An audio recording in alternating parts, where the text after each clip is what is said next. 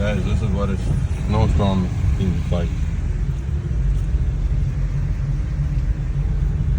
This is my first winter in Canada, and they told me it's going to be scary.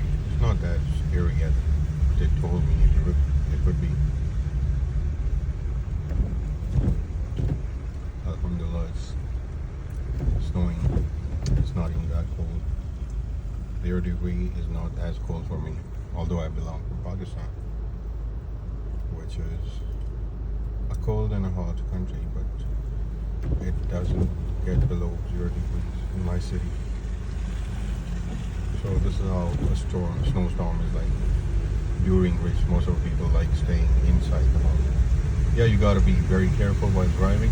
So as long as you're driving slow, your car is under control. It happens also when it's not snowing anywhere in the world.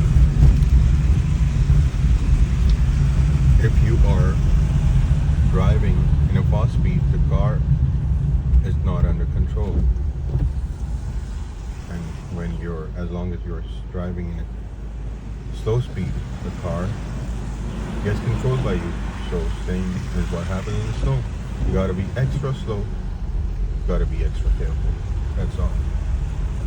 It's all slow and calm. And I like it this way.